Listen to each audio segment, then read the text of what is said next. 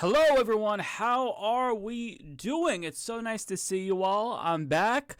I see Red Comet, Moon New, Prong 999, Torch Crimson. Hope you feel better. Iron Man, and yeah, so happy to see everyone. How we doing, folks? Twitchy Gollum, welcome. Nice to see you all. How's your Wednesday going? Before we get started, of course, I want to thank the folks who make this show possible. All of our newest Patreon, PayPal, and YouTube members. These are people who signed up, I think, 2 weeks ago. I haven't updated the list since last week's show, but let me just thank them again. We have John Koch, Jonathan Leader, Julian McCarthy, Kyler Asado, Leo Hoog, Lightning LGBT Pride, Rowing Fish, The Letter Hack, and Teresa Combs. So if anyone signs up and becomes a new Twitch member, or becomes a patron, or joins us via YouTube memberships, your name will be on this list as well, and I will thank you. So how's everyone doing today? Prong, it's nice to see you. Folks, real quick, let me introduce my amazing co-host, Poopy Figueredo. Everybody say hello to Poopy. He's sleeping right now. I just woke him up. Hi, buddy. He's here to, join the fun here. So I don't know about you all, but I'm feeling really strong election fatigue, and I cover politics for a living, but I'm just so burned out. I'm so burned out. Seeing all of the signs, driving, the ads, just the news, the nonstop debates that I feel compelled to cover on my show, I'm so burnt out. I'm so sick of elections. All I want to do is play video games. That's my mindset, unfortunately, right now. I'm playing A Plague's Tale Requiem. It's on Game Pass. Oh, it's so good. It's incredible. Such a good game. And I don't want to think about politics. I just want to play that. So needless to say, I'm a little bit burnt out on politics. Josie Rose, how's it going? Nice to see you in the chat. Bernie may be running again. He's doing a tour soon. I saw that. Yeah, it's not something that I would rule out. We do need a pug emote. I need to do that. I haven't made a new emote in a while. I need to do that, though. U.S. trans survey dropped today. Can you link that or DM it to me, Josie? Because I'd like to take a look at that, actually. I did not see that. Yeah, right. It's like I'm escaping this dystopia, but I'm looking at a different type of dystopia. That's definitely worse. But it's, it's not real, so it's entertaining. So let's take a look at this trans survey. Thanks for sharing that, Josie. Okay, so it's asking people to take the survey. I wasn't sure if this was results or not. So if you're trans, or non-binary, definitely take this survey. This is ustranssurvey.org. Thanks for sharing that, Josie. Already have 11.5k people on the first day. That's really impressive. Have you seen Scorn, or is it not the type of game you'd be into? Teddy Bear, I saw some reviews for Scorn, and just by looking at trailers, I thought that Scorn looked pretty interesting. But I heard that the puzzles were a little bit outdated and that the gameplay was a little bit lackluster. So I'm interested in it, and it's free on Game Pass. I might check it out, but I'm not. I think that seeing the reviews kind of killed my momentum for the game. Not that I was like super ecstatic about Scorn, but it looked kind of cool, right? A little bit gross, maybe too gross, but yeah. We should chat, Josie. It has been way, way too long. Yeah, we'll be in touch for sure. I wanted to ask you a question for a future project that I'm working on. If you wanted to be part of it, so yeah, we'll definitely talk. I play Frostpunk. I get what you mean. Emotional ranges. Yeah. Whatever is kind of like your escape. My escape right now is A Plague's Tale. I've also been playing this game called Coral Island on Game Pass. It's basically a 3D version of Stardew Valley, and it's super fun. The problem is it's in early access, and there's a lot of elements about it that's undercooked. I really like doing the mining and whatnot, but they don't have the mines fully done yet. There's a lot of things that you can't do in the game because it's not finished. So, it's fun, but I'll check back in a couple of years once it's finished. Kind of into it. It's just like an expensive playthrough art game like The Beginner's Guide or Layers of Fear. Oh, okay, interesting. There's really nothing to lose. I might check out Scorn if I get bored. I have such a huge backlog right now that I can't necessarily say I'm going to get to it soon, but I'm interested. Hey everyone, look, it's our close personal friend Mike Figueredo, Ninja Can. How's it going? Yes, it is my duty to foster these parasocial relationships. Although I feel like more so than other streamers, like I feel like I have pretty good relationship with a lot of you, especially the regulars. Like I know some of you on a first name basis, and I think that's pretty cool. I like that these chats are like, or these streams are kind of small, right? Like we don't have a lot of viewers here, but it's more personable. And if I'm saying something that I think is important, then I'll upload it to the YouTube channel to get more views. And yeah. Well, folks, we've got not too much to get to today, but just some things that I found pretty interesting. One of these being some hopium. I'll try to save that for the end so we can end on the hopium. But so I have been critical of the Democrats because they haven't been effective enough at getting out the message. I don't think that they are as braggadocious as they need to be. And certainly when it comes to the economy, Republicans have been able to monopolize discourse with regard to that. When it comes to 40-year high inflation, I think that Republicans are running away with winning on the messaging, which should never happen because Republicans are terrible on the economy and they aren't actually proposing solutions. But by just saying, hey, look at inflation, it's bad, they're getting people to vote for them. They don't even have to propose solutions. So I've been critical of Democrats, but one area where I have to give them credit is on their ads with regard to abortion and their messaging around the issue of abortion, because they've put out some banger ads that I wanted to watch here today. My one gripe with Democrats is that I still hear a lot of them refer to forced birthers as pro-lifers, and I think that that is terrible messaging. They're not pro-lifers, they're forced birthers. So if all Democrats could get on page with calling them forced birthers, I think that that would be much better.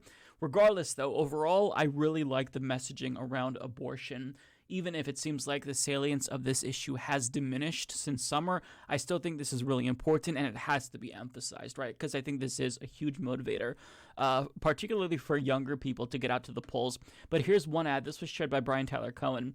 He says this is the best ad of 2022. So we'll watch it and we'll see. This is an ad, by the way, against Governor Abbott in Texas. Wonderful. Baby has a nice, strong heartbeat. Everything's developing right on schedule. Since this is your first, you may want to take advantage of the free parenting classes we offer. I do need to prepare you for the possibility of a C-section and some long-term health issues, but for now, our focus is baby, and baby looks great. Congratulations.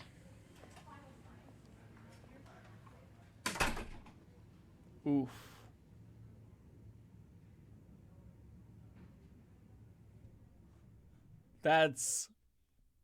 it gets the message across. That is, yeah, this is what Republicans are making us deal with now.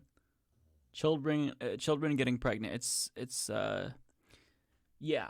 Now there's another ad. This one was put out by Eric Swalwell. I have not pre-watched this one yet, but it shows like the dystopian reality that we're living in because of what Republicans did, or what we will be living in. Like, it's exaggerated, of course, but it's not like that far from what women are dealing with currently.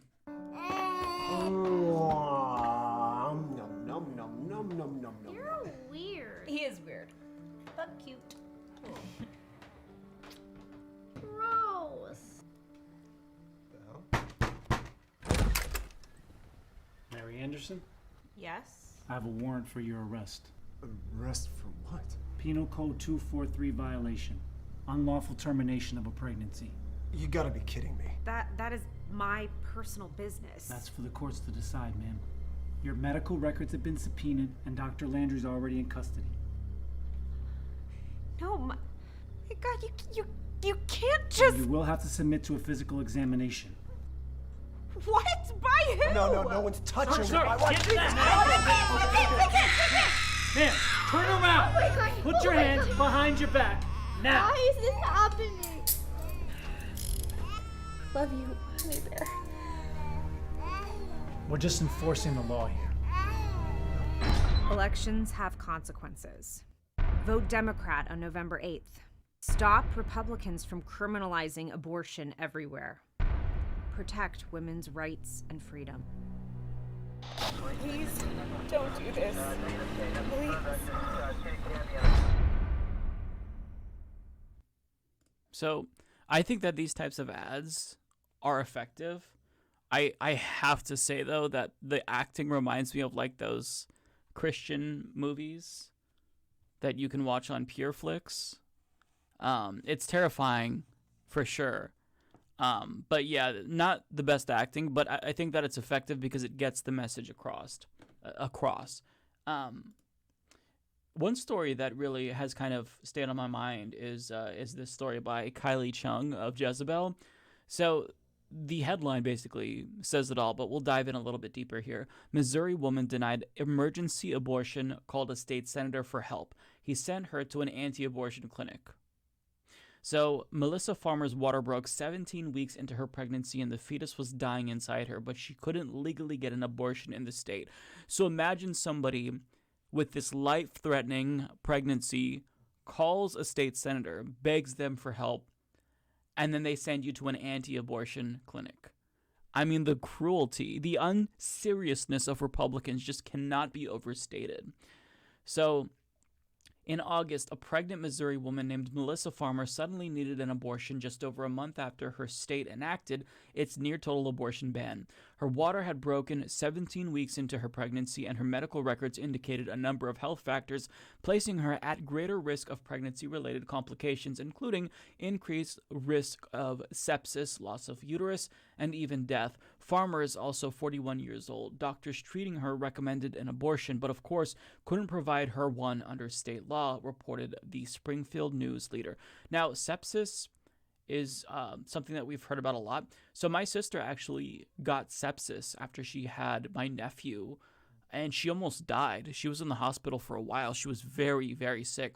So this is absolutely life-threatening. So a risk of sepsis is a risk of death for sure. So this is something that we're hearing more about, and I just want to emphasize how serious it is.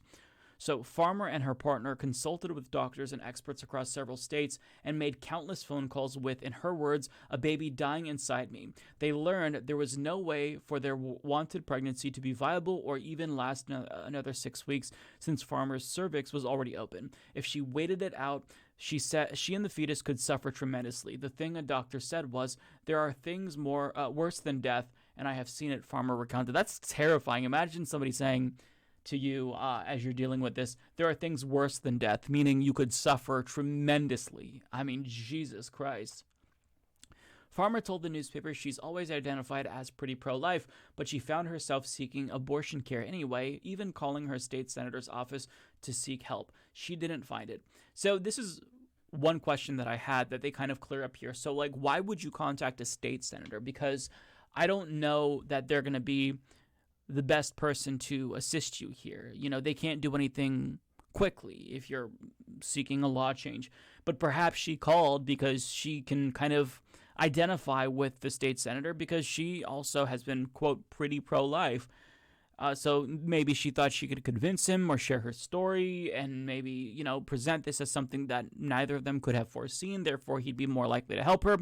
No, he's going to recommend you go to an anti-abortion clinic.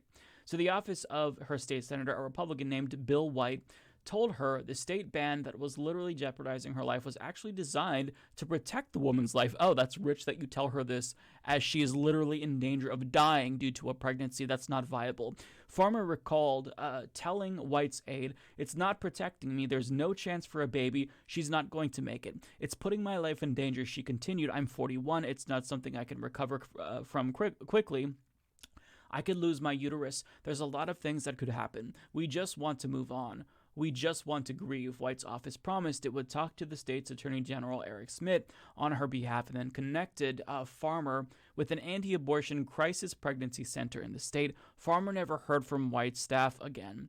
Now, for those of you who don't really know what crisis pregnancy centers are about, these are anti-abortion clinics. And I say clinic, and I'm being a little bit overly charitable here because they do have some things that clinics have, right?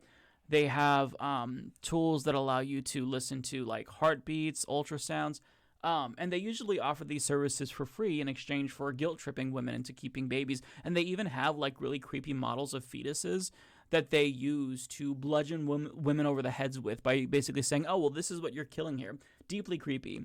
So rather than trying to find a way to make sure that the law that they passed actually protected the life of the mother, they send her to a crisis pregnancy center. Just truly fucking ruthless. So, yeah, we're not going to go further into the story. It's very long. But this is why these ads that are being run by Democrats like Eric Swalwell and whatnot, even though they're exaggerated, like these things are happening where women, their lives are in danger, right? There are women, in fact, I can't remember the age, it might have been like a minor, who I talked about on my program, who was pregnant for doing an illegal abortion. She ordered pills when she was too far along in the pregnancy, and now she's being prosecuted. Her Facebook messages between her and her mom were subpoenaed. It's just deeply dystopian, and that's the situation that we find ourselves in. And so the only way really to remedy this is to make sure that Republicans don't win. But given current momentum that we've seen with them in polls, it doesn't look very good. So, yeah, I don't want this issue to lose momentum. But at the same time, you know, it's so difficult to hear about these stories because it's very depressing. But yeah, before we continue, Emo Dragon, thank you so much for resubbing. Hi, Mike. Hope you're doing well, brother. You're doing awesome work. Never let the haters like him, ivermectin, get you down. What up, Poopy? How's it going, Emo Dragon? Thank you so much for saying that. I really appreciate that. We also have Hammer the RC1G resubbing 6 months tier 1. Thank you so much. John Oliver did a great segment on those clinics a few years back. Oh, okay. I don't think that I've seen that, but I'm going to have to check that out. John Oliver is good. I have some criticisms of him, but I think that by far he's the best of all of like the late night political commentators. I know, Celeste, that's the thing. Abortion is not voters' number one issue, and perhaps it was at the top of their minds over the summer, but it decreased in salience, and now they're back to the economy. So Republicans are able to exploit that, exploit the anger kind of dying down, and they're just saying, hey, 40-year high with inflation, and that's it. They don't have to be like, here's what we do to address inflation. It's not just the U.S. issue. It's a global issue. There's a lot of things that contributed to inflation. But look, inflation, Biden's president, vote for us. And they don't offer you any solutions. Mike, I'm genuinely concerned about the governor race in Oregon. Yeah, it seems like Oregon is going to have a Republican governor. And that's just, unfortunately, what I've accepted because Christine Drazen is beating Tina Kotek. Biden had to come out and actually stump for Tina Kotek, which is something that we really never see. And this is because we have a right-wing billionaire, the co-founder of Nike, Phil Knight. He propped up an independent candidate's run single-handedly and made her a spoiler. And after he propped up Betsy Johnson, then he started to pour money into Christine Drazan's race, the Republican. So it's all just a ploy, right? Like, normally an independent candidate running for governor is going to have a very hard time being viable. I've supported independent governor candidates before, progressive candidates in particular, and it's impossible for them to be viable in this two-party system. But if you have one rich person who wants to influence the election, they can unilaterally make that independent viable, or at least more viable than usual, by pouring so much money, millions of dollars, into her campaign. So the strategy is to fund spoilers to tank Democrats in these blue states. If this is successful, and it seems like it will be, that's going to be the strategy. So it's really, really frustrating, really horrifying, and I'm just expecting that to be the case. We're going to get a forced birther as our governor in a blue state. Now, Democrats, if they manage to survive, the number one priority for them should be ranked choice voting. Number one. We need to reform our electoral system in Oregon. Either switch to a jungle primary system or ranked choice voting, ideally ranked choice voting, because this is going to be the go-to strategy if it is successful. So, yeah. Yeah, Superjet Guy, absolutely. In fact, I tweeted at Tina Kotek. She said, a billionaire was able to buy this election, or may be able to buy this election. If you vote for me, I'll get big money out of politics. And that's great, but I responded saying, will you also enact ranked choice voting? Because without it, we're not going to get another Democrat if they find this strategy to be viable. Yeah, 538 says it's a toss-up. I wouldn't be so negative. It's not a foregone conclusion that Drazan wins, but I'm mentally preparing myself for a Republican governor. So there's been nothing but Democratic governors in Oregon for the entirety of my life. So this would be the first time living under a Republican governor who's a forced birther. And, that's difficult to grasp. So I'm just kind of like pacing myself. Not pacing myself. I'm preparing myself mentally. Because if it happens, it's going to suck ass. But, nothing you can do. You just can't be big money like that. Yeah, the Oregonian have to know that Betsy is an op. The problem is that there's a lot of dissatisfaction with Democrats and Republicans for good reason, but people think that Betsy Johnson is like this principled, enlightened centrist when she's not. Out of all the signs that I've seen Betsy Johnson signs the most. Like, they are fucking everywhere. And then second, I've seen Christine Drazan signs. I think I've seen like one Tina Kotek sign in somebody's yard. But it's... yeah, that's not necessarily a good gauge of like how the whole election is going to go in the state, but it's not looking good, and I'm preparing myself for a loss here. Yeah, Betsy Johnson is literally just Kristen Sinema and Joe Manchin if they had a baby. That's who Betsy Johnson is. She's also really stupid. Like, she says such stupid things. Like, this is a deeply idiotic person, probably more stupid and disingenuous than the Republican. So that says a lot, right? Like, this is a former Democrat. And she was, like, I've described her as progressive before. She was progressive on some issues, not on all issues, right? But she wasn't that bad, but she just became a Kirsten Sinema. And it's so fucking annoying.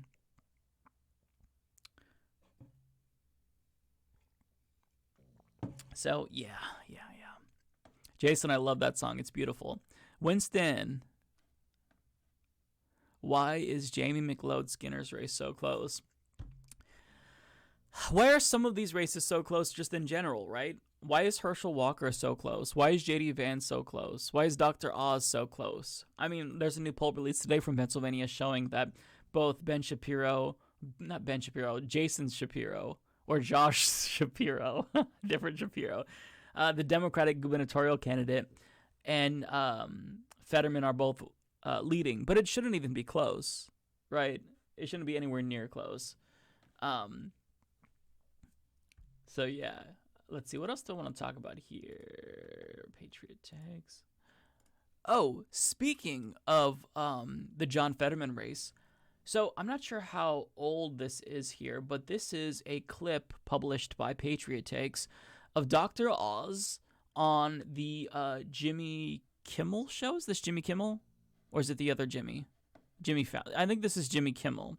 Anyways, so this video, I think, serves as more evidence that Dr. Oz is a sociopath, possibly a psychopath, because we just talked about this story from a couple of weeks ago where he, it is Kimmel, okay, thank you, where he was overseeing studies that illegally led to animal abuse of dogs. They were dying. They were supposed to be under anesthesia before they conducted tests on them and whatnot. I'm trying to recount the story from memory.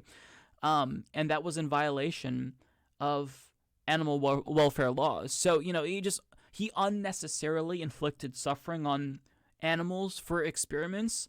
And it really, you have to be a sociopath. You know, one of the indications that your child may be a serial killer, as we see in movies all the time, I'm not sure if this is actually true, but if you see them like torturing animals or killing animals, that's an indication that they may be a serial killer. And so we got that from Dr. Oz, right? But also this proves that this was no normal thing for a kid to do, which leads me to believe that he may actually be a psychopath. Maybe they'd gotten better at it or something. Well, this is a 25 gauge needle, which is a pretty small needle, so you can't do much damage with this thing. When I was a little kid, I'll tell you a quick story. Yeah. I was so fascinated by needles. I used to find, my dad's a physician. I used to find these needles in his desk, and I noticed that Okay, let me just pause it really quick here. I get that he's a doctor. He's a quack doctor, but a doctor nonetheless. That's not normal for kids to be fascinated with needles. I'm sorry. Kids may be fascinated with bugs or with dinosaurs. I myself really love dinosaurs. I was also partial to video games. But needles? As a kid, I was horrified of needles. I remember in first grade, we found a used drug needle on the playground, and all of us kids like freaked the fuck out. Like, we called the teachers, and the teacher came and got it. Like, there's a huge circle around the teacher as she grabbed the needle with gloves on and put it in a little baggie. So that's not a normal thing. Like, you're already explaining how weird you are. If that was your obsession as a child, it's not like this precursor to you becoming a doctor. Oh, well, I became a doctor because I was obsessed with needles. That's not normal. I'm sorry. That's not normal. orange has those little holes in the top of the orange, you know, where the pores are. I would put the needle through the pore and get orange juice out. And one day I noticed my sister's head had little pores in it too. And I still remember, I swear, watching her head from behind. It came, and I threw it in there, and it didn't go in. The skull got in the way. I got no brain back, got nothing back. My mom just whacked me that time. Wow. Just took me out. Absolutely took me out. I have to say, you might be one of the craziest people we've ever had on the show. Because I thought maybe... Yeah. And first of all, I'm a little bit confused because he says that he threw the needle in. Like, I'm picturing him like a dart going, whoop. But then he says he couldn't get anything out. Like, did you put the needle in and draw it? Like, what's happening here? And how old were you? How old were you? Like, there's no age where I'd find this normal. I mean, it seems as if he stuck the needle in her head. Who does that? That's not normal. Like, your mom shouldn't have slapped you. She should have taken you immediately to therapy to get help. Because if my kid did that, and I'm not a parent, but if I saw my kid stab his sister in the head with a needle, I would think, oh my God, he's going to grow up to be a serial killer. We have to do everything in our power to change that. That's not normal. Like, this is sociopathic shit. Let's listen again. And I threw it in there, and it didn't go in. The skull got... He threw it in there. So, presumably, he, like, used force? Or did he, like, stab it in? Like, did you actually throw it? He's not telling the story very well. And it seems like Kimmel may be in disbelief based on the look by his face. I don't know. But now, after seeing more from Dr. Oz, I believe him. Like, back then, I think, oh, bullshit, you didn't do this. You're just telling a story because you're a doctor, and you want us to think that you were always destined to be a doctor because you were obsessed with medical supplies and tools and needles. No, I believe him, and this is fucking weird. This is not normal. This is not normal, okay? Yeah, I'm not sure, Superjet Guy, if he hurt his sister. Why do sociopaths get a free pass? Because TV? I guess so. I mean, if you literally torture dogs and you stab your sister in the back of the head with a needle and admit to it, in America, the Republican Party's like, That's fine. That's fine. That's not too out of the ordinary for you. Like, let me just flip it for all of us, okay? Let's test ourselves. If there were a progressive candidate that checked all the boxes, but when it comes to their personality socially, they were saying things like this, would you not at least give it a second thought about supporting them? If they were showing us that they had some sociopathic tendencies, because I certainly would. Like, I'm admitting that as bad as Republicans are, maybe I wouldn't just not support that progressive. Perhaps I would still vote for them, but I would absolutely reconsider voting for them. I might just set it out or vote third party, because I don't want to enable people like this, because if they are sociopathic, just generally speaking, if they feel no emotions when they do bad things, then obviously that's kind of a hint that if they get elected to office, they could betray you, because again, these are sociopaths. So I would certainly rethink it, right? But Republicans are just like, I don't care. He's got an R in front of his name. Fuck it. That's not to say that, like, Democrats aren't equally tribalistic, but not to the extent, or as high of an extent as Republicans, arguably. Now, speaking of Republicans, I gotta see. Jordan Peterson is trending. I don't know for what. Is it just this video here? Seems like it's this video. So Jordan. The question, did that happen? Jordan Peterson derails every question into utter nonsense because he has nothing of substance to say. So based on this little watermark here, I guess this was posted to his channel. Let's see. Well, the question, did that happen, begs the question, what do you mean by happen? Because when you are dealing with fundamental realities and you pose a question, you have to understand that the reality of the concepts of your question, when you're digging that deep, are just as questionable about as what you're questioning. You know, so people say to me, what do you believe in God? And I think, okay, there's a couple of mysteries in that question. What do you mean do? What do you mean you? What do you mean believe? And what do you mean God? And you say as the questioner, well, we already know what all those things mean, except belief in God. And I think, no, if we're going to get down to the fundamental brass tacks, we don't really know what any of those things mean. Well, the question... Jesus Christ. Well, then you literally can never have a conversation with him. Because you're like, hey, Jordan Peterson, I was going to order a pizza. Do you like pepperoni? Well, hang on a second. What does do you mean when you say pepperoni? I can't. I used to be able to do a Jordan Peterson voice, kind of, but I can't now. Yeah, we've got to bust out the... Up yours, woke moralists. We'll see who cancels who. Well, when you tell me that you want pepperoni, or you just offer pepperoni without asking me, I mean, what does that even mean? Like, you can't have a conversation with someone like that. It's insufferable. So ridiculous. I never got his appeal. Yeah, I think the only thing that I understand with regard to his appeal is the self-help shit, which fine if it helps you. But the political stuff, the man is not bright. Everything he says is wrapped in this vague, convoluted, incoherent nonsense. And because he says big words, people think that he's saying something profound. Because he's crying, people think that that means he's passionate. The man is not very bright. Okay? Or maybe he's bright. Maybe saying he's not very bright is incorrect.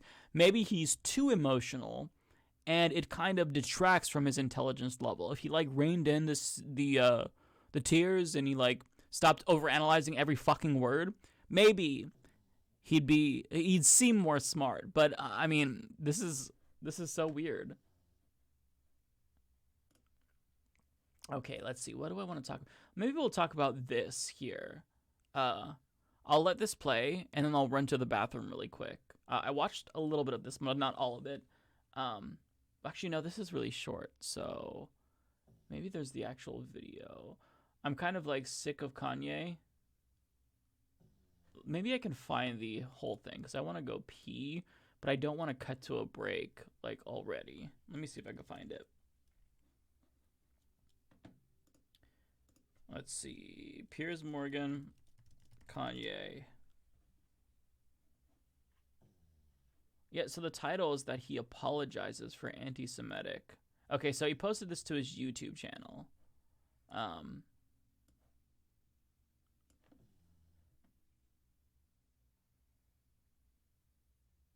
Okay. So let me press play on this. I'm gonna run to the bathroom, and then I'll be right back while you all watch this. You're saying. I think you don't understand the pain that you've been causing with some of these comments. And I think that one in particular, I can understand. Oh my God. God forbid one comment could cause people to feel any of the pain that my people have went through for years. Even like the blacks being ushered to the left during the civil rights movement. No one has cared about black people. All right. No one is.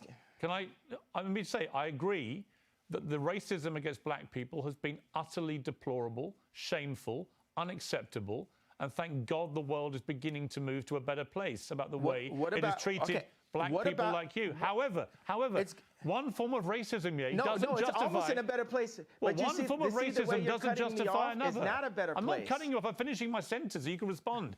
One form of racism. It is racism when you say I'm going DEFCON for Jewish people. I was in a position where I've been hurt, and this is the way I had the right to express myself. The point of this interview is for you to question me, and then for me to answer and say, okay, even though the same rules are not applied to my people, if a person with a gun or drugs is pulled over and has three other people in the car, they're all going to jail. I'm not going to apply that to Jewish people for the sake of this conversation. Isn't that what you wanted? But you know what you did? You tried to civil rights me. You tried to pull me back to a week ago. But we're here today. There's been plenty of conversations and commentary since that. But you want me to go back to 1960. No. You want me to go back to 7 days ago. All right, let me jump in. Here's what I want you to do. I want you to reflect. Okay, so have we grown? Have we grown? Here's how we grow. Yeah. Here's how we grow. I want you to reflect. No, have we grown? Have we grown? You're not in charge of my growth. You're not in charge of my growth, Chris. Okay, let me phrase it like this. I'm about to suggest to you how you. What is even happening? What point is he trying to make? Like, it's so incomprehensible. I don't even know how to respond to this. Yeah, Letterheck. Why are people still interviewing him? That's one thing that I wanted to say about this. Stop interviewing Kanye West. Yesterday we had Chris Cuomo. Today we have Piers Morgan. People need to stop interviewing him. Stop platforming him. He is very clearly unwell and deranged and saying horrible things.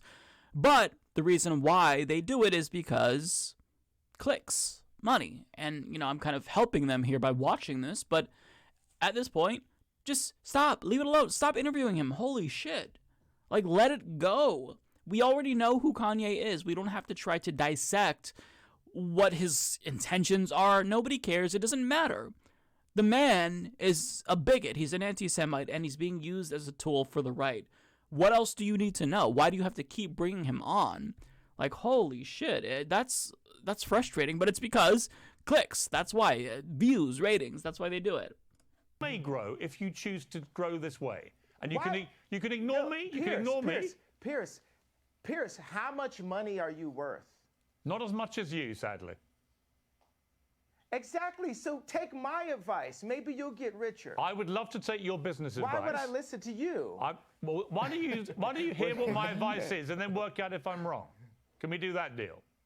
Well, the thing is, you haven't given me any credit or a moment of reflection for the comparison that I made, the brilliant, if I do say so myself, comparison that I made to the cops pulling over one black person and locking everyone up. I understand what you're saying. And my tweet having issues.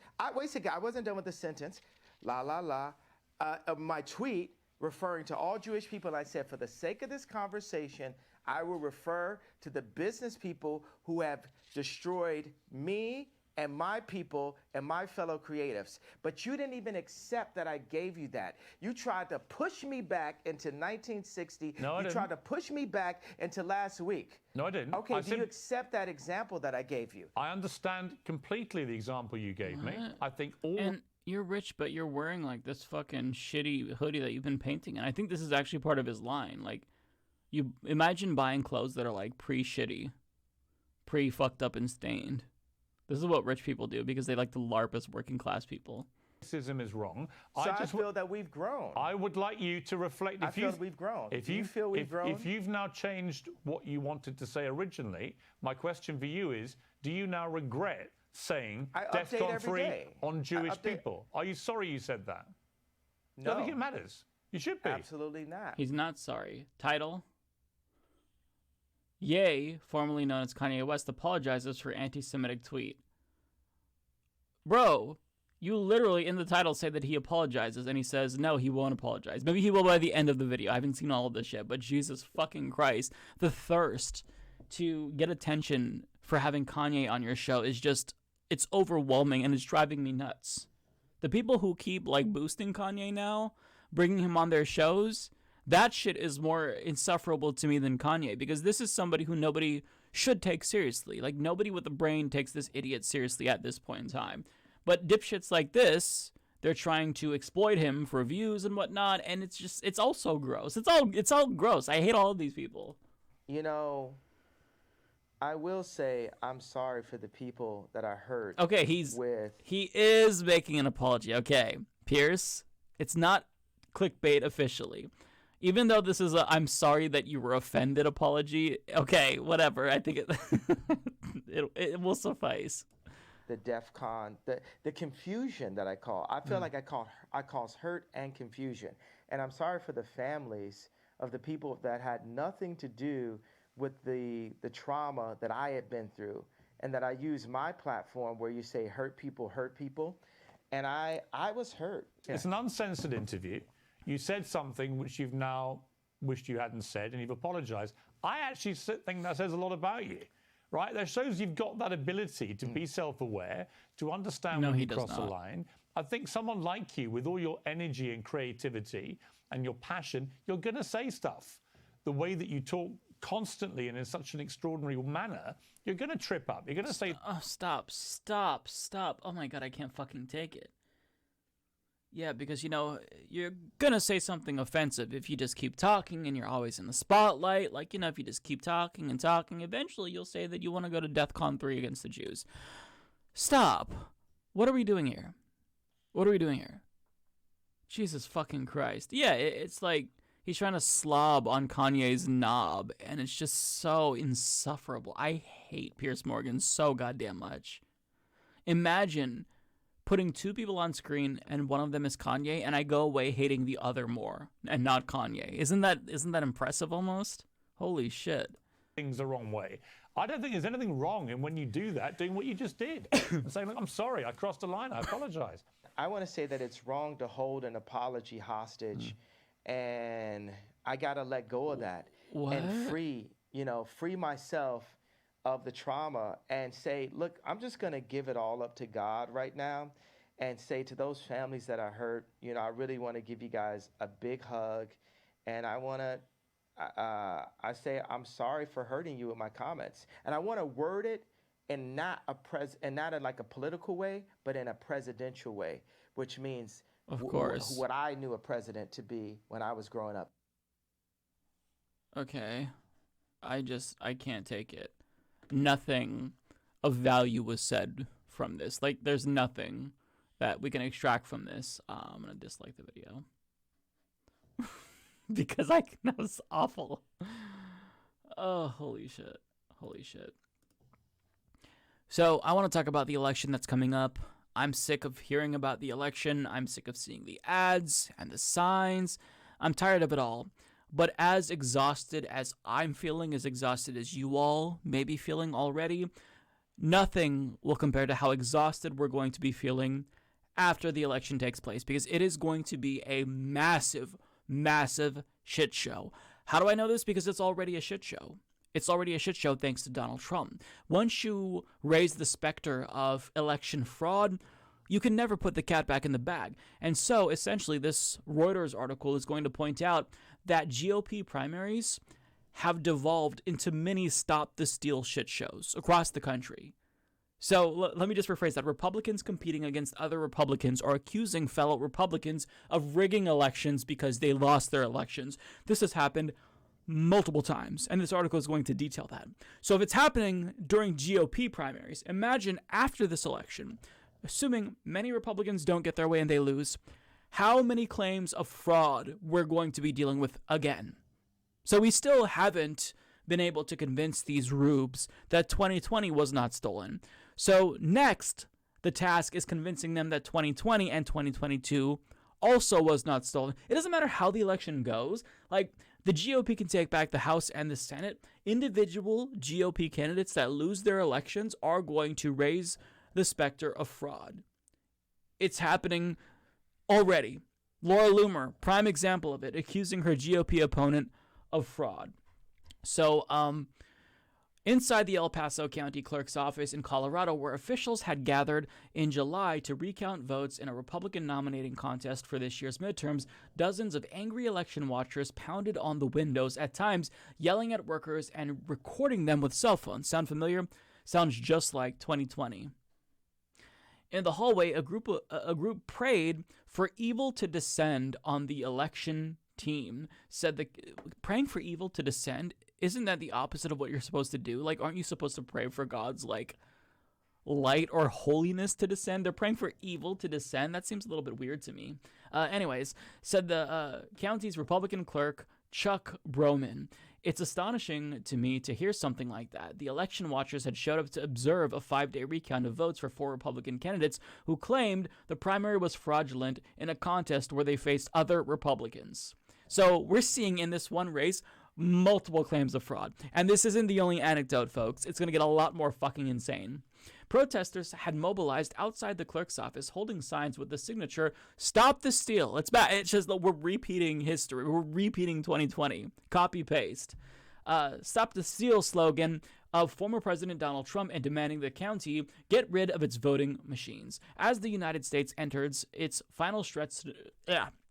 As the United States enters the final stretch to November's midterm elections, Reuters documented multiple incidents of intimidation involving an expanding army of election observers, many of them recruited by prominent Republican Party figures and activists, echoing Trump's false theories about election fraud. The widespread voter fraud in the 2020 election, as alleged by Trump and his supporters, was never proven. Yeah, so the recruitment of these Stop the Steal people by the RNC and GOP officials, we knew months ago that this was going to be a problem, and the problems from that are already manifesting. And there's, again, numerous examples here. So interviews with more than 24 election officials, as well as representatives of groups driven by false theories about election fraud, and an examination of poll watching training materials revealed an intensifying grassroots efforts to recruit activists. This has heightened alarm that disturbances in this year's primary contests could foreshadow problems in November's local, state, and national races. Officials and experts worry the campaign will deepen the distrust about America's election process and lead to further harassment and threats to already besieged election workers. And see, let me just pause right here. In the event after 2020, people realized that they were wrong in saying that the election was stolen, and Trump had admitted, "I was wrong." This issue would have corrected itself. But it's only going to get worse with each subsequent election. So the issue is going to compound. So in 2020, it's bad. But in 2022, it's going to get worse. In 2024, it's going to get exponentially worse. Do you understand? Like, we're going down a very dangerous path. And democracy is in danger. Election officials in 3 other states, North Carolina, Arizona, and Nevada, reported similar incidents. In 16 North Carolina counties alone, officials noted unusually aggressive observers during May's primary elections, according to a state election board survey. Some attempted to take photographs of sensitive voting equipment or intimidated voters at polling places in violation of North Carolina's election laws. Now, the ways that a lot of people responded to these articles about the way that the RNC is training Stop the Steal workers is that the ways in which that this can manifest is you'll see this dipshit MAGA chud who sees a black person and goes up to them and says, "Hey, do you have your ID?" And then that could instigate a confrontation. And then they're going to have access to attorneys who can challenge that particular voter. Like, they're being trained to challenge voters. So if somebody is not necessarily savvy, if they aren't very informed about the way that voting works or the requirements or eligibility, we know what this is going to lead to. A lot of racial profiling, a lot of accusations that are completely unfounded. So it's going to be a complete fucking disaster, and I'm already dreading it. every election going forward in the United States, I will dread because of these Stop the Steal dipshits. It's not going to stop. It's going to get worse. They're going to get louder. And even when they win, even if they retake power, retake Congress, it doesn't matter because any Republican who loses and who's mad about it, they're just going to cry fraud, and that's going to lead to more skepticism. It's just, you can't unring that bell once it's been rung, right? So, during early voting in Arizona's Pima County, an election observer was told to put away binoculars, another was caught looking at private voter data, and another was asked to stop making comments about fraudulent elections, according to a September report by the county recorder's office reviewed by Reuters. State law forbids voter intimidation and obstructing election workers. Now, state laws that forbid intimidation, these are going to get pushed to the absolute test. And it's going to get really ugly. Pima County Recorder Gabrielle Cazares Kelly said her election staff received multiple complaints from voters that individuals were shouting at them from outside the 75-foot circumference around polling stations where interaction with voters is banned. The concern is it makes people feel unwelcome. In Nevada's Washoe County, people with night vision goggles stood outside the registrar's building and aimed their cameras at election workers counting votes on primary night in June, two Washoe County officials told Reuters. Like, imagine the armed thugs who are going to be watching, perhaps not at polling stations, but just nearby, letting you know that, if you try to break the laws, they're going to be there to punish you. Like, this is going to get so ugly, people. Poll watchers have been a feature of American democracy since the 18th century. Recruited by parties and candidates and regulated by state laws and local rules, people from both parties keep an eye on the voting and each other to make sure things go smoothly. In some places, poll watchers are different from challengers who can point out people they suspect aren't legal voters. In other states, poll watchers are also do the challenging.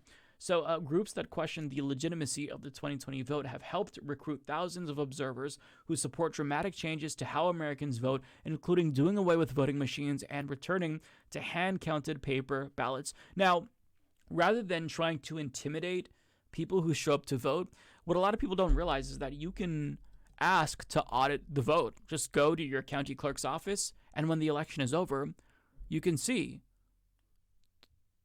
what happened. We can do a recount. You can audit it yourself. They'll give you the results. That's your right as an American citizen. But rather than doing that, they think that it's going to be stolen if they don't stop it while the theft is in process. So they're not just going to audit the election after it takes place. They're going to try to prevent fraud to begin with because that's what they think is happening. So it's it's really, we're not going to get through the rest of this article here. It goes into greater detail, but aggressive groups turned up. This is going to be something that we see. Come election day, you're going to see tons of viral videos of confrontations between poll watchers, poll challengers, and voters. I don't look forward to it, and I don't think anyone is looking forward to this. So that's basically what we have to look forward to. By the way, I did not notice that Hildebeest rated us. Thank you so much, Hildebeest. I really appreciate that. Welcome, chatters. We're just talking about how the November election is going to be a complete disaster because of all of these Stop the Steal accusations that are going to come up. And yeah, I think that at this point, to get people to come back to reality here, it's going to take GOP leadership to explain to them that elections are not stolen. Instances of voter fraud are very rare, to the point where they're statistically insignificant and not sufficiently present to change the results of elections. But they're not going to do that, though. Now, because of Donald Trump, a lot of Republicans have seen that it is very beneficial for them politically to elevate claims of fraud, because it's easier to tell yourself that I didn't lose because I ran a bad campaign than it is to admit, okay, we lost and we'll have to do better next time. No, there's no way you could have lost unless it was stolen from you. This is the mindset, and it's just, this is what we're going to be dealing with, folks. So buckle up, because it's going to get very, very ugly in the United States come November. But hopefully it won't be as long as the Stop the Steal kerfuffle in 2020. But either way, this is what we have to look forward to every single year when there's elections, and I am dreading it.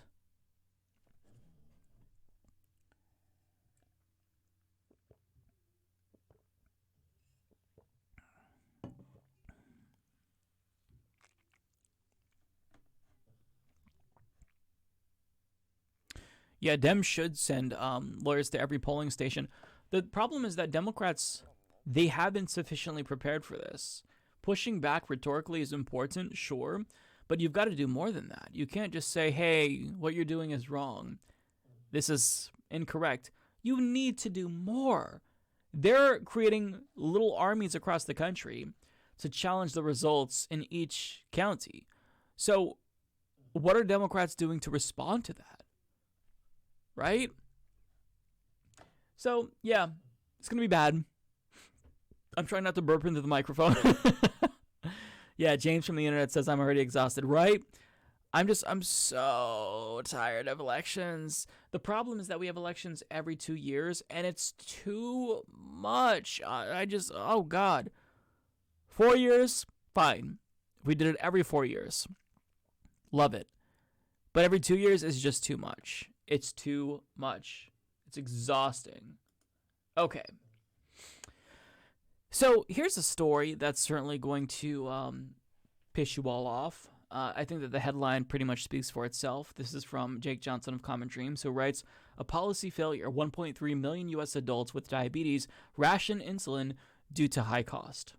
Universal access to insulin without cost barriers is urgently needed," said Dr. Adam Gaffney, the lead author of a new study on insulin rationing. Now, Dr. Adam Gaffney is one of the best people when it comes to the issue of healthcare, because his arguments for Medicare for All are by far the most persuasive from anyone that I've ever heard. But just like, you can't just see that headline and not soak in the greater context, right? The context is we are living in the richest country on the planet. And we have people rationing their insulin because they can't afford it. Why is this happening? Not a single penny in subsidies should go to corporations when we have situations like this where American citizens can't afford their insulin. It's so ridiculous. I mean, I was just talking to my husband about this the other day. The cost of health insurance is so insane, and the reason why this came up was because I got a medical bill. I met with my doctor for like 20 minutes because my primary care provider had moved, so I had to get a new one. And in order to keep getting my prescription for my anxiety medication, I had to meet with my doctor so he can confirm, yes, I do have panic attacks. I still need the medication. But for that 20-minute Zoom call, I got a huge copay of $50, I think it was. And then I get a bill in the mail for another $280. Now, I don't think that I have to pay the $280 bill. I think I just have to pay the copay, but the insurance company sent me the bill just for, I think, like, I don't know. They send it just showing you what's being processed. So this is your claim, $280. But I mean, why do I have to pay a $50 copay, right? And it's like, for me, I can afford it. I feel really bad for the people who can't afford it, who are scraping to get by, living paycheck to paycheck. That's not my circumstance. But why should any of us have to pay copays when we're already paying insurance? Like, the cost of insurance for non-Americans for a household of like 2 adults is like $700 to $800 if you just buy the cheapest plan. Like, me and my husband bought the cheapest plan available to us on the marketplace. It's a bronze plan, so it's shitty. It barely covers everything. I still have a lot of copays, but it does reduce the cost of my prescription drugs substantially. But that's like $700, $800 a month. That's a lot of money, and yet everybody who has insurance is paying large amounts like that, unless you get a really sweet deal with your employer. But, you know, with your employer, that could be cut from you at any time if you lose your job. But think about the people who don't like the idea of Medicare for All because they don't want their taxes to go up. You're paying what is essentially a private tax already, and it is hundreds of dollars per month. Some families pay more than $1,000 per month. And like, this whole health insurance monthly cost to people in Canada is such a foreign concept. They can't believe that we're paying that much money. Like, no wonder why people can't afford rent, because we've got the cost of insurance, We've got student loans in many instances. This is why so many millennials and Gen Zers just choose to not have insurance. You kind of like wing it and cross your fingers because $700 to $800 per month or $500 per month, it's so much money. Whatever healthcare plan you're able to get, if you can find one, it's going to cost you an arm and a leg. It's so ridiculous. Yeah, health and car insurance. It's fucking robbery. And we have this situation where, 1.3 million adults, they have to ration their insulin. What a pathetic system. This is why any politician who isn't in favor of Medicare for all, they're just cruel. They're lying too. I don't believe that the Democrats who are against Medicare for all genuinely believe that our for-profit private system is preferable. I think that they know that a single-payer system is better. I think even Republicans know this because how could you not? The reason why they say that, though, is because they're bankrolled by health insurance companies. And it's deeply, deeply disgusting. People are dying. Tens of thousands die every single year due to a lack of health insurance. And even the people who have insurance still get fucked over. Perhaps, you have the cost of your insulin brought down because of the insurance that you have, but still that's a lot of money for people because what is and isn't affordable is highly subjective, which is one of my main gripes with the Affordable Care Act. The name was the Affordable Care Act, but it's not so affordable, is it? I mean, most people my age have gone for years without health care. For years, right? And to be honest with you, I probably wouldn't even have insurance if I didn't need anxiety medication. But because I have a panic disorder that is debilitating and I need it to function, I need that medication to function, I have insurance so I can get that medication. But if I could stop, I probably would. I just take my chances because that is so much money every single month. Like $700 to $800 per month. Imagine if you just put that away each month, how much you could save per year, but you can't. It's so frustrating to think about. But let's dive into this article here.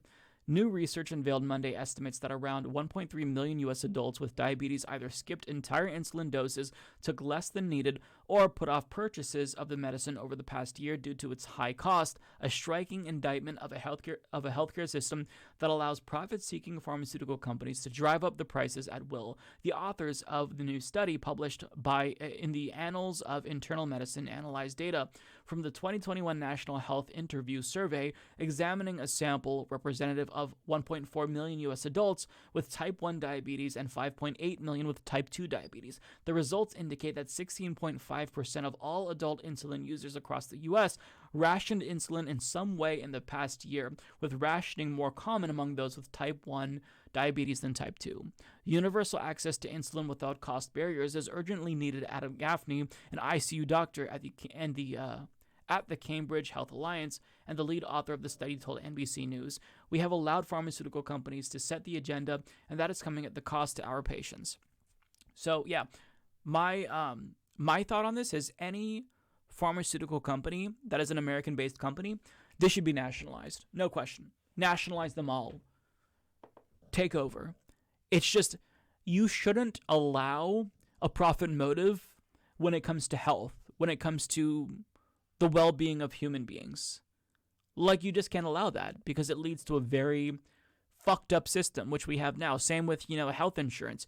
Every single health insurance company should be abolished, right? And I'm not saying that we pass a law making health insurance illegal, but what we need to do, which was embedded in the Medicare for All legislation introduced in the House and the Senate by Pramila Jayapal and Bernie Sanders, respectively, is they made it so that way we offer universal coverage. We cover basically everything, 99.9% of procedures, and we then say that we're not going to ban insurance companies or nationalize them, but we outlaw duplicative care, meaning that an insurance company can technically sell insurance and sell coverage to Americans, but they can't sell coverage of something that the government already covers. Now, if you go list by list, everything is essentially covered. So at that point, what need is there for insurance companies?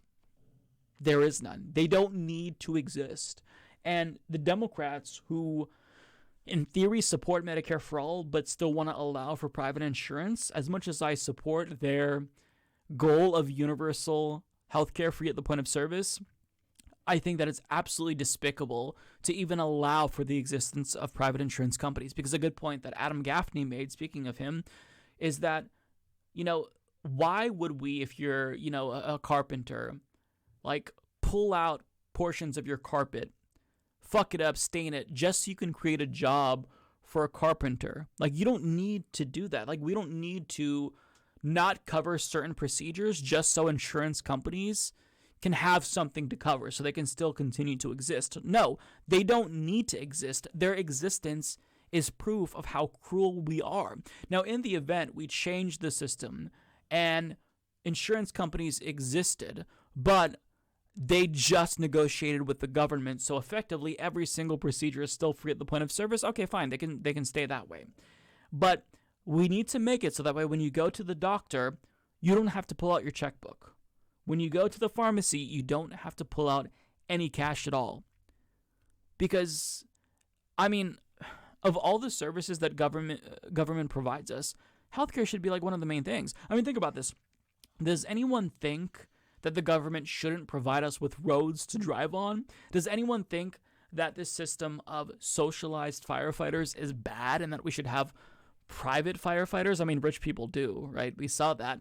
But does anyone think that a private system where we have to pay for fire insurance would be preferable? Of course not. But because socialized healthcare is a foreign concept to us, well, since there's ignorance, that opens the door to fear-mongering. So people can say, oh, what? You want socialized healthcare, but wait times, but taxes. It's deeply frustrating to me, especially because we were this close to electing a candidate that, or at least pushing him through a Democratic Party primary that supported this system. And now the odds of us getting Medicare for all are so far away. And there's still momentum at the state level, but Medicare for all needs to be a national thing. Like, I understand that Medicare for all became a thing in Canada because a province started it first, but what we absolutely need to do is not let up the pressure at the national level. And by the way, Medicare for all at the state level is very different than Medicare for all at the national level. And I think I've addressed this in videos before, but it could undermine the effort for national Medicare for all. So either way, the fact that we don't have Medicare for all should be infuriating to everyone. And every single time you pay your health insurance bill, you should be pissed off. Or every single time you can't see a doctor and you have to go to the emergency room because you don't have insurance, you should be pissed off. We all should be pissed off. It's deeply unethical, and I hate it so much.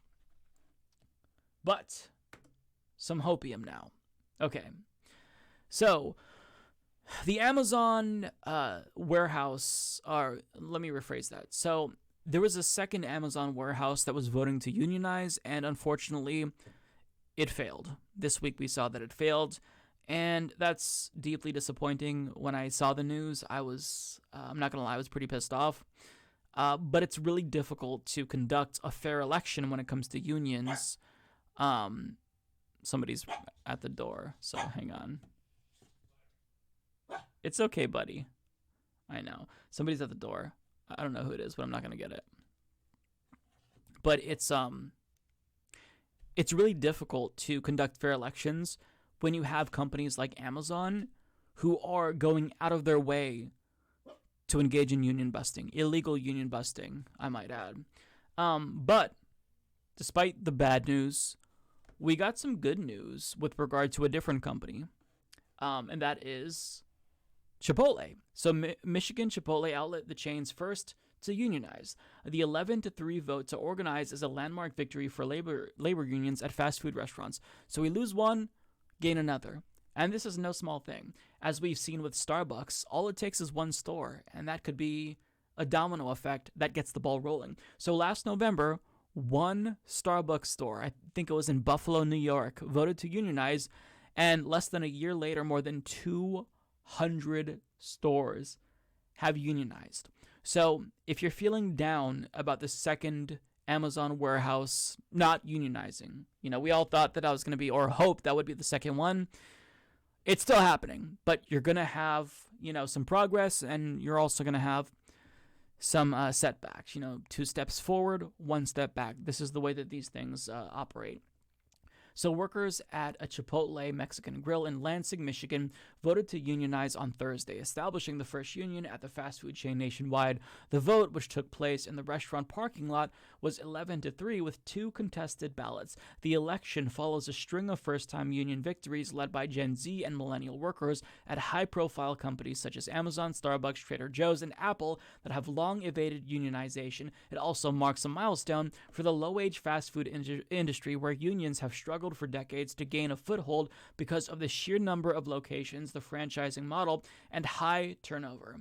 I'm so excited we won. Being one of the first fast food restaurants to do so is definitely provides a point to the definitely. Let me rephrase that because I butchered that entire sentence.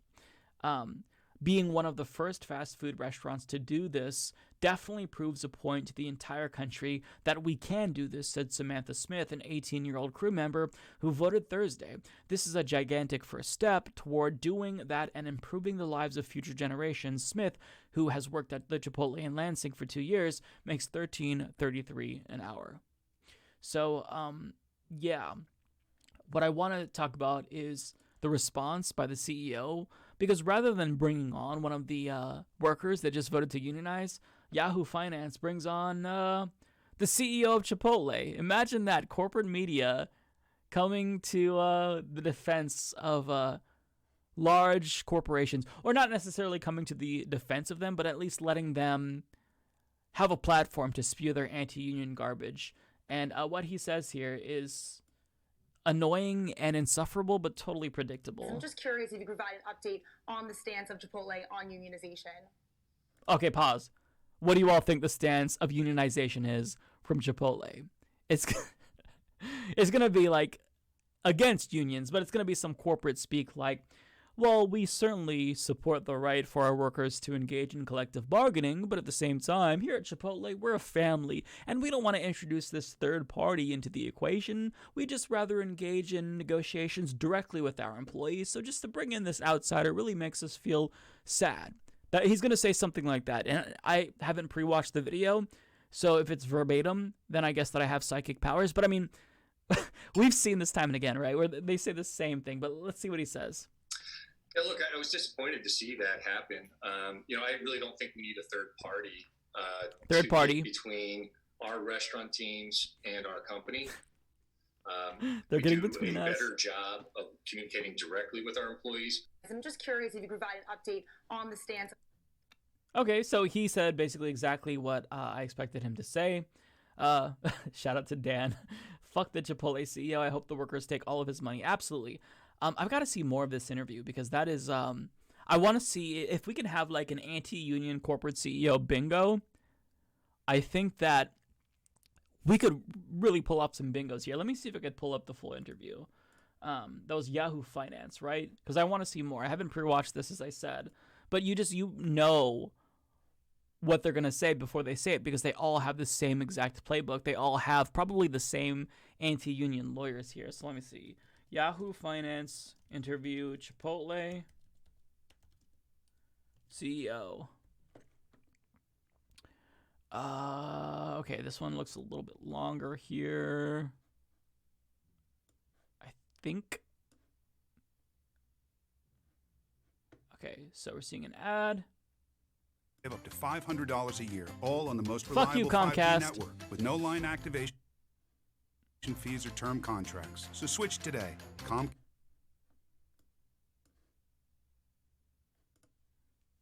No, I clicked on the ad. God damn it. Fuck off. I'm just trying to like zoom in so y'all can see it. Comcast. Okay, I'm just going to zoom out because it's fucking up. It's business, powering possibilities. Talk to us about... Oh, so it's a different host. So they've just been talking like to him a lot, unless that was like a panel or something like that. Your hiring plans right now, are you able to find the workers you need to support not only the restaurants you do have open, but also the hundreds of locations you plan to open this year? Yeah, look, that's a great question, Brian. And I fully believe our, opportunity to join our company and grow with our company and what we stand for will attract the right employees. We will open well over 200 restaurants this year. And obviously we got to staff that with new people. And then we also get to promote people. I mean, if you're doing so well, why can't you pay your workers a living wage? Why do they struggle to pay the rent if your company is doing so well? I mean, how could you hear CEOs say things like this and not be a socialist? How could you not immediately want to seize the means of production? Like, this is why we need collective ownership, why we need democracy in the workplace, because of things like this. How can you watch this and not get radicalized? I'd argue that the only people who don't feel something from this are people who have good jobs, who have never been, like, overly exploited. But if you've been in any fast food restaurant or retail, they treat you like shit. It's just... Yeah, they don't care about your workers. You could die and they wouldn't give a fuck about you. They'd replace you the next day. It's really sick. Into these roles. And, I think as people understand, 90% of our promotions come from within. We have industry leading benefits, both wages and those benefits that surround you, whether it's healthcare, mental health, debt-free degrees. We find that we're able to attract a huge amount of people. And then the key piece for us is developing them, training them, so that then they become future leaders as we grow this company. But, look, I'm 100% confident we will get these restaurants staffed. I'm also 100% confident that our leaders in our restaurant will take the time to develop our crew so that they ultimately become general managers. Our general managers become field leaders. And, you can see how this cascades into just bigger and bigger jobs. So people are able to grow their career with Chipotle, as well as move forward our purpose of cultivating a better world. So we'll get it done. And Brian, on the employee front, it seems like this is the year of unionization for restaurants, not only at Chipotle, but of course others in the fast food industry. This past late August, one location in Michigan did choose to unionize. I'm just curious if you could provide an update on the stance of Chipotle on unionization. Yeah, look, I was disappointed to see that happen. I really don't think we need a third party to get between our restaurant teams and our company. We do a better job of communicating directly with our employees on what it takes to be successful at our company, what it takes to have a great work environment, and what it takes to provide a great customer experience. So I was disappointed to see it. Obviously, we'll go through the process that we need to. But I really don't see a need for it. And, hopefully going forward, we'll continue to be able to communicate directly with our employees and grow our employees with that direct communication. I love how he doesn't see a need for it, but his employees definitely saw a need for it. Interesting, right? I wonder why the CEO wouldn't see a need for the union.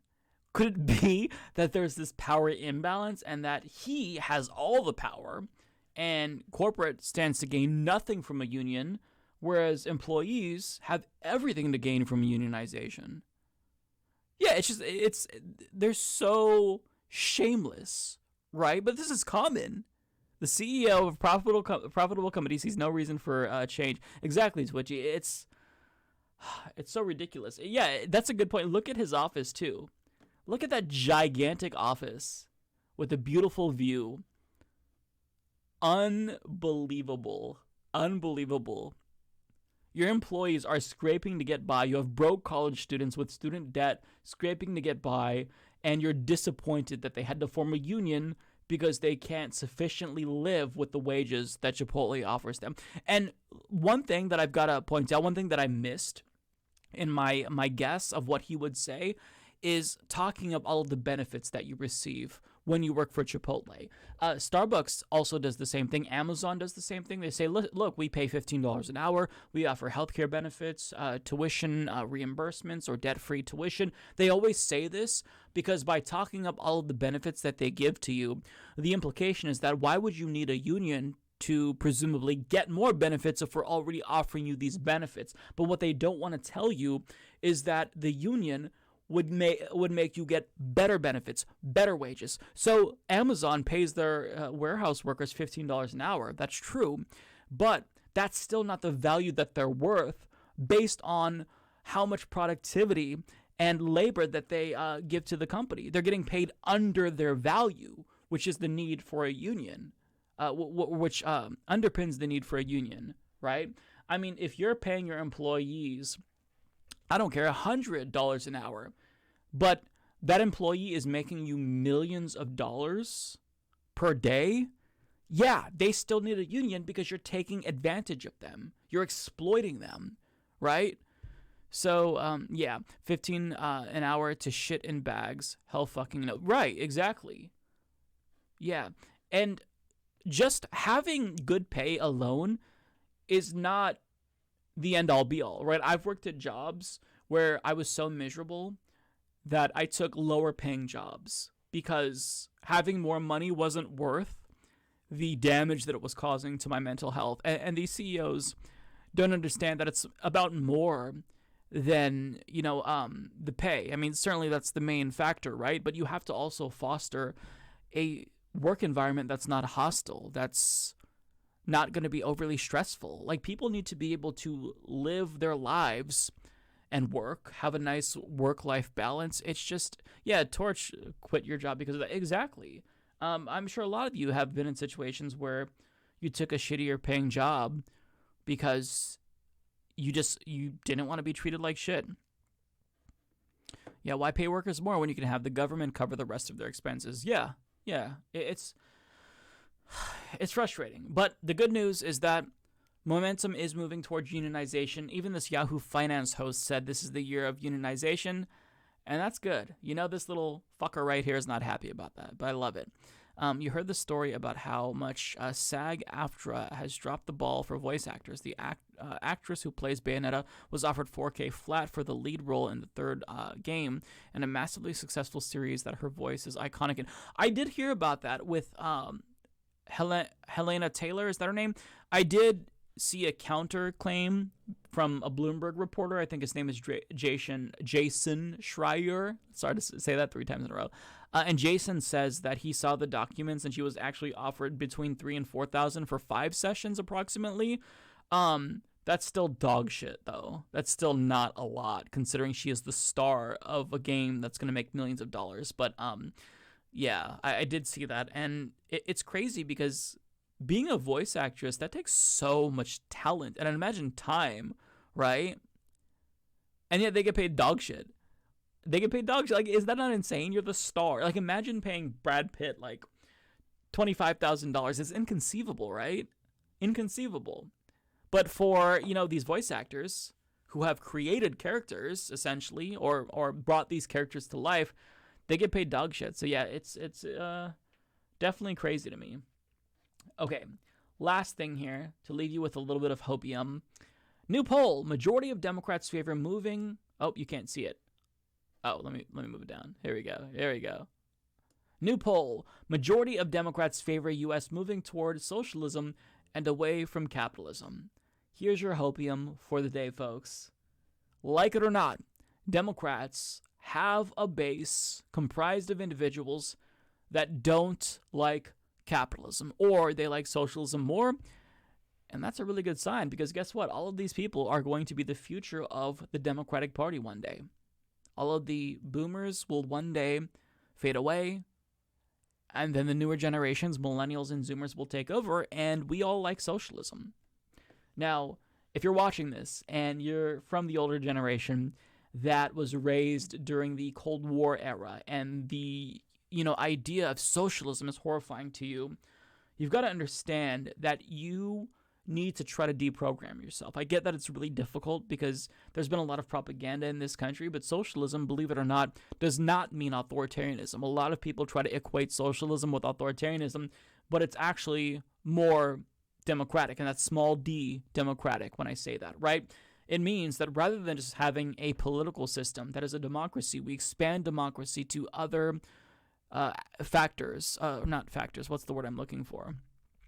We expand democracy to other sectors in society. So we have democracy in the workplace as well. So rather than getting exploited by a boss who treats you like shit, who underpays you, there's democracy. You have a greater say, and a corporate board isn't just dictating your work, your pay, your value as an individual, the value of your labor. I think that's a much better system than what we have currently, where you have no choice but to work at a shitty job that's going to underpay you, and if you don't like it, well, you can't really say anything because they can fire you and replace you like that. So let's get to this actual article here. So a majority of Democrats favor the country moving towards socialism, according to a new Fox News survey conducted from October 9th to the 12th. Now, I get that people are going to see some red flags because it's Fox News, but their surveys, I should say, are usually pretty accurate from my understanding. They sometimes show that Republicans are also losing to Democrats and whatnot. So survey methodology of Fox News isn't what I take issue with. It's their framing of issues and whatnot. So we can take the Fox News survey with more than a grain of salt, I think. So in the poll, participants were asked whether they believe the United States is moving away from capitalism towards socialism. According to the data, 54% believe the country is headed towards socialism, and only 38% disagree. This is a rise from 51% and 47% in 2012 and 2011, according to past Fox News members. Now, here's where I disagree. I wish this were true, but we are absolutely not moving away from capitalism. I want to believe, but no, it's not happening yet. But the good part is still to come here. Respondents in the poll were also asked if they favor moving in the direction of socialism. Broken down by party lines, a majority of Democrats say they do, while just about all Republicans do not. Shocker. While only 32% of respondents overall believe a move towards socialism is a good thing, 53% of Democrats say it is, according to Fox's poll. So 32 overall, that's almost a third of all poll respondents. That's pretty substantial, but when you just look at party affiliation, 53%, that's huge. That's a small majority, but it's a majority nonetheless. So that's cause for hopium. Just over a third of polled Democrats believe such a move is a bad thing, while 83% of Republicans oppose socialism and another 14% approve. So I want to talk to the 14% of Republicans who approve of socialism and ask them, why are you voting for this hyper neoliberal party? I mean, to be clear, Democrats are neoliberal as well. Like, that's the problem, the main problem that I have with Democrats. And by neoliberal, I don't mean that they're like really, really liberal and hyper leftist. Neoliberal means that rather than proposing public solutions to public problems, they opt for private solutions to public problems. And not all Democrats are neoliberal, but a big enough portion of Democrats are neoliberal to basically make the whole party generally neoliberal, right? But I just want to know, why would you be a Republican and approve of socialism? Like, there's got to be some disconnect, or their ranking of issues is so weird, right? Like, they approve of socialism, but having workers own the means of production is like the lowest priority for them, whereas getting the woke bullshit out of schools is like their highest priority. Like, it's got to be something dumb like that, right? I don't understand how you can be a Republican and approve of socialism. Like, maybe these are the MAGA communists that we've heard so much about, but I don't think it's that large. Among independents, 24% believe transitioning towards socialism and away from capitalism is good, while 63% see it as bad. Yeah, most independents can mean left or right independent, but most independents seem to be more center-right than anything. So, yeah. Also broken down by party in Fox News' polling was the message Democrats and Republicans would currently send to the government, with the choices being lend me a hand or leave me alone. Among Democrats, 69% said lend me a hand, while 26% responded leave me alone. For Republicans, only 38% wanted a hand, and 60% were ready to tell the government to get off their backs. So this is substantial still. 38% of Republicans, they are, in essence, advocating for a bigger social safety net. Democrats have really got to step up with the messaging, because they're not getting the message out enough. There are a lot of Republicans who I think would be receptive to, for lack of a better word, more socialist messaging, right? You can't like frame it as socialism. You can't say, hey, do you like socialism? But if you explain it as, hey, do you think that America should copy other countries where they offer healthcare free at the point of service, to where rather than paying this private tax every single month, you just pay a little bit more in public taxes, and you have unlimited access to healthcare that's free at the point of service. Like, if you framed it like that, I think that you could get a lot of Republicans to go along with it. But even like with these propagandistic framing that we see from polls, a lot of people, including Republicans, are very surprisingly receptive to more social-minded policies, like, Medicare for all and whatnot. So yeah, among respondents overall, 52% said they would ask the government to lend them a hand, and 43% wanted to be left alone. Fox noted this is a drop from 47% of people polled, telling the government to leave them alone. Okay, so 1,200 registered voters, margin of error, 2.5%, yada, yada, yada. Okay, the fuck is this? These ads, I swear to God, Mediaite, stop. So yeah, look, long story short, socialism is winning, but it is a very, very slow win. And part of the problem, not to throw cold water on our optimism here, is that fascism is also winning. So when it comes to public opinion, socialism is doing better than it's been, in large part due to younger generations. But when it comes to who has power, fascism is winning, unfortunately. But this is still cause for optimism, I think. And yeah, I'm not gonna be overly cynical here, because this is good. Mike, it's impossible to win over any boomer who isn't a progressive already. I've tried endlessly. They truly only care about anyone but themselves and are NPCs from Fox News and MSNBC propaganda. Oh, absolutely. I agree with you.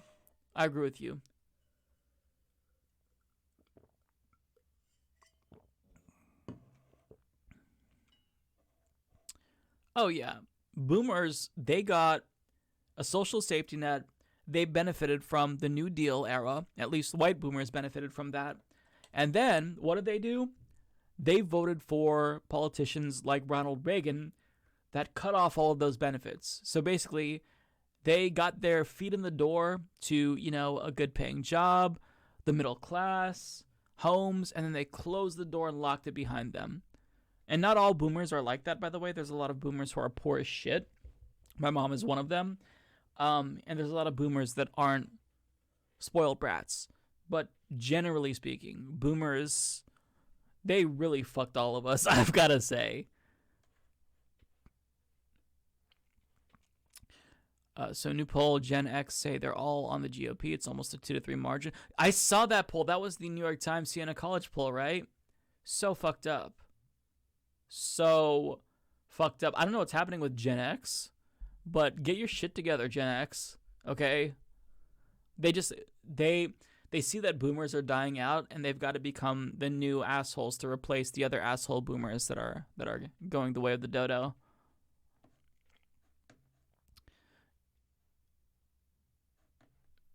Yeah, young people not voting is really frustrating, but at the same time, I can't fault them because I get it, right? It feels like our votes are useless, and it feels like there's no point, because even if you vote, nothing substantially is going to change. Both parties, there's differences, right? But not sufficient differences enough to substantially change your life. So a lot of people just say, fuck it.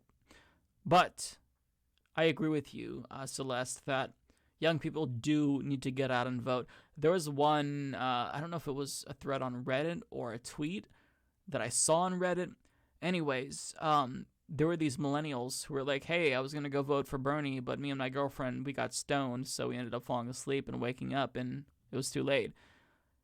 That pissed me off so much. It's like, oh, you dumb motherfuckers. Every young person in my family who I begged to vote for Bernie because they agreed with Bernie, I don't know how successful I was. Maybe like I got 3 out of 10. Deeply, deeply frustrating. So I get it, right? I get why people tune out and don't want to participate, but you need to participate. Good, GamerG voted. Yeah, voting is just the easiest thing, right? It's the laziest political action that you can do. I shouldn't say lazy, because in my state of Oregon, sure, it's lazy, but in a state like Georgia, you have to wait in line for hours. So, it's not necessarily laziness, but it's like the smallest political act that you should do. right? Like, I'm not telling you that you have to go out and protest and organize your workplace. You should, if you could. But the thing that you really should do is vote, because it's simple. You know, apathy is the greatest enemy. Yeah, I think that's a good point. Yeah. Okay, folks, I'm exhausted. I'm running out of steam. But before we go, of course, I want to take some time to find someone to raid. Does anyone have any recommendations? We've been raiding smaller channels lately, and I've really been enjoying that, like meeting new people and whatnot. What do you all think? Maybe, oh, you know what? I do see that, let me see who's online. Give me one sec.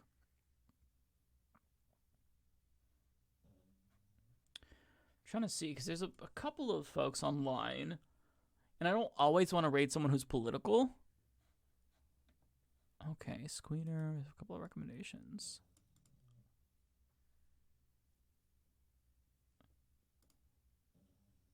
Let's see, $27.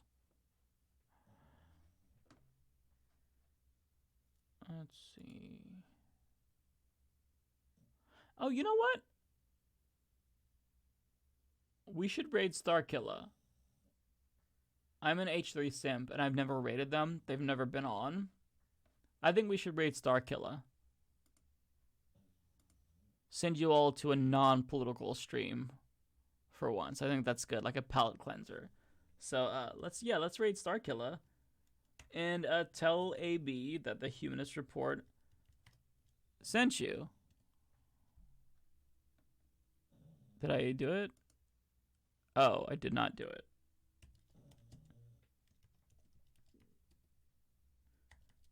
Him and his wife Lena are very, very sweet. I'm pretty sure they're progressive. But yeah, we'll raid them and send them some love. They're good people. So I will see you all next Wednesday. Take care, folks. And find more from my other stance. Yes, I love first-time chats from viewers.